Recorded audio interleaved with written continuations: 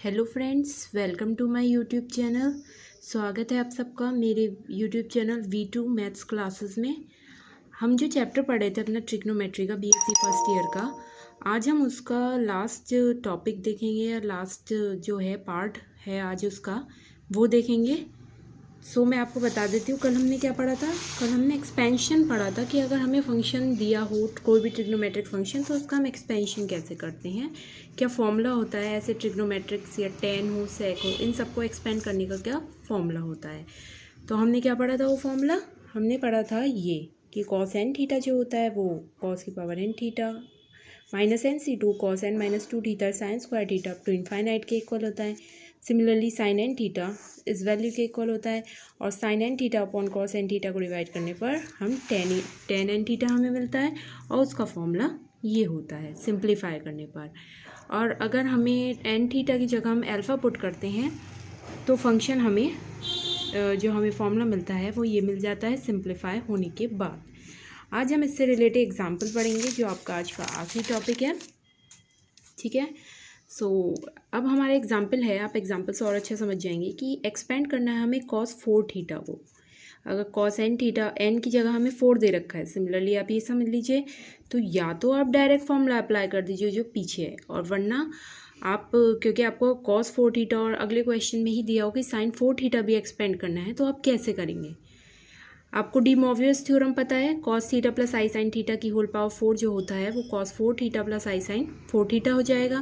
फिर हमने binomial expansion लगाया ए प्लस बी की होल पावर एन, तो वो कितना हो गया होल पावर एन इसमें लगाया जो कि इसके इक्वल है, इसे इसलिए यहाँ पे लिख दिया। इसको एक्सपेंड कराया हमने तो एन क्या है यहाँ पे 4 है तो कॉस 4 थीटा प्लस 4c1 आ जाएगा, NC1 होता है 4c1, एक पावर यहाँ कम हो जाएगी और एक पावर यहाँ बढ़ जाएगी, ऐसे 4c2 ये हमने पूरा एक्सपेंड कर दिया है। ये cos cube theta I sine theta का होल क्यूब है ये। फिर 4c4 कॉस थीटा का whole power 0 and I sine theta की होल पावर 4।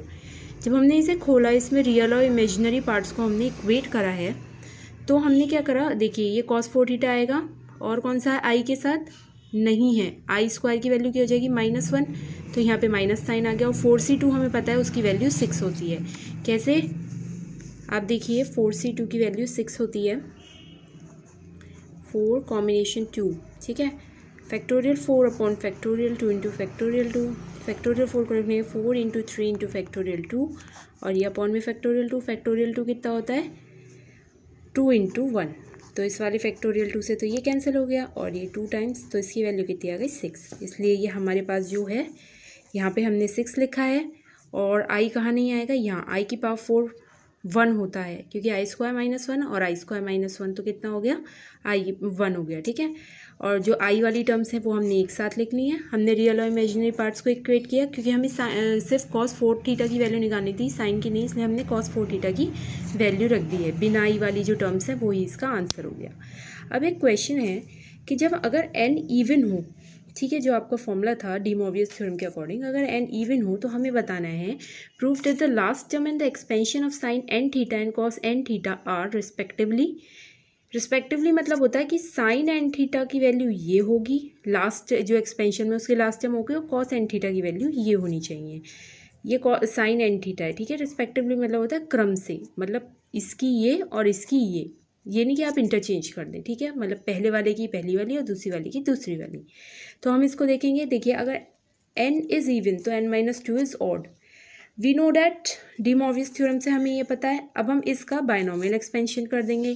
बायनोमियल एक्सपेंशन कैसे करा हमने, वही x प्लस ए की होल पावर n से कर दिया, ये हो गया हमारा पूरा। देखिए यहाँ तक गए हैं हम, उसके बाद हमने NCn-1, लास्ट टर्म तो NCn हो जाएगी, उससे एक पहले वाली टर्म हो जाएगी NCn-1 आई की power n-1 cos theta sine n-1 theta, और NCn कॉस थीटा की होल पावर 0 तो वो तो 1 हो जाएगा किसी की भी पावर 0, और आई साइन n थीटा की होल पावर n तो आई की power n sine n theta.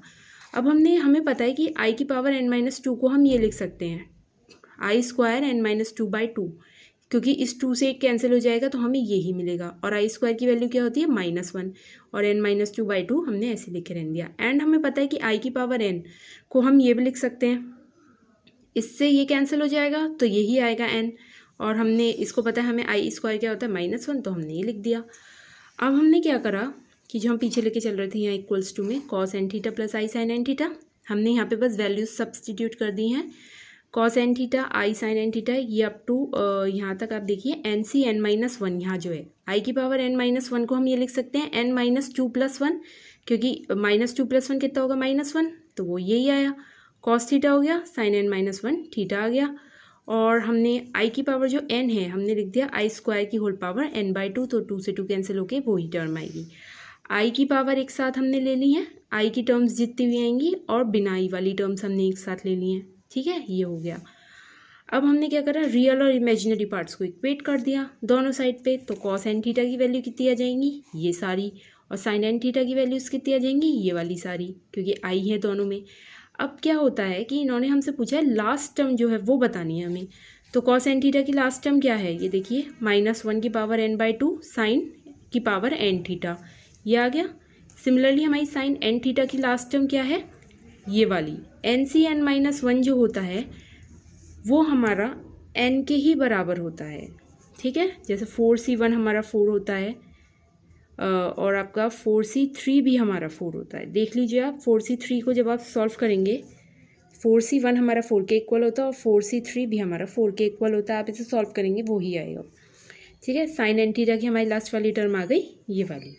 Okay, ये प्रूफ हो गया है। अब हम जो दूसरा हमने फॉर्मूला पढ़ा था अल्फ़ा की फॉर्म में, हम उसे सॉल्व करेंगे। देखिए अब हमें क्वेश्चन दिया है कि इसको हमें सॉल्व करना है 1/6 साइन क्यूब थीटा।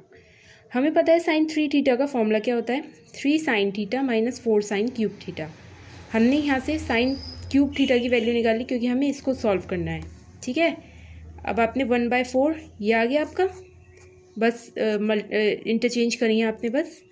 अब आपने साइन थीटा का एक्सपेंशन पढ़ा था, theta minus theta cube by factorial 3 plus theta की power 5 by factorial 5 minus and so on up to infinite.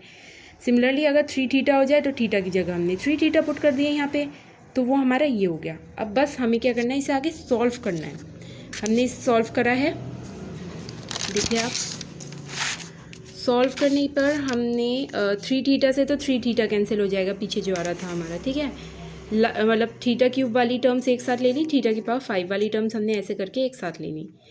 यहाँ से देखिए आप ये सब हो गया। अब 3 स्क्वायर, अब हमने क्या करा, माइनस साइन कॉमन ले लिया क्योंकि माइनस बाहर आता तो हमने बाहर माइनस ले लिया, तो ये सारी टर्म्स पॉजिटिव हो गई। ठीक है, साइन अपोजिट हो गए इसके।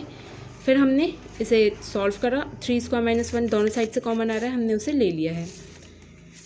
उसके बाद आप इसे खोल के भी सॉल्व कर सकते हैं, नहीं तो डायरेक्ट आप ऐसे ले सकते हैं क्योंकि खोलने में बहुत बड़ा हो जाएगा। उसके बाद आपने इसे बाहर लिया, 3 square 9 -1 8 and you have put this values. और हमसे पूछा है 1/6 साइन क्यूब थीटा की वैल्यू क्या होगी, तो आपने दोनों साइड 1/6 से मल्टीप्लाई कर दिया। सिंप्लीफाई करके हमारा आंसर आएगा ये, which is the required answer. So ये थी मेरी आज की लास्ट वीडियो इस ट्रिग्नोमेट्री चैप्टर की, फर्स्ट चैप्टर की। आपको अगर कोई भी क्वेरी है और भी कोई क्वेश्चन पूछना हो, आप कमेंट सेक्शन में मुझसे पूछ सकते हैं। Please like, subscribe and share my channel. और कल हम इसका नेक्स्ट टॉपिक पढ़ेंगे जो आपका है, आपका नेक्स्ट टॉपिक इसमें हाइपरबोलिक फंक्शंस हैं, वो हम कल से नया चैप्टर स्टार्ट करेंगे। ये बेसिक्स था जो आपको आज से स्टार्ट करना था। ओके, और आप इसे लाइक करिए और कोई भी प्रॉब्लम हो आप पूछ सकते हैं, कोई भी, इस चैप्टर से नहीं, कोई भी आपकी मैथ्स से रिलेटेड प्रॉब्लम हो, BSc MSc लेवल तक की, कोई भी PGT का कॉम्पिटिटिव एग्ज़ाम का कोई भी क्वेश्चन पूछना हो, क्योंकि ये एग्ज़ाम लेवल के पर्पज़ से भी बहुत इंपॉर्टेंट है, इसलिए थैंक यू।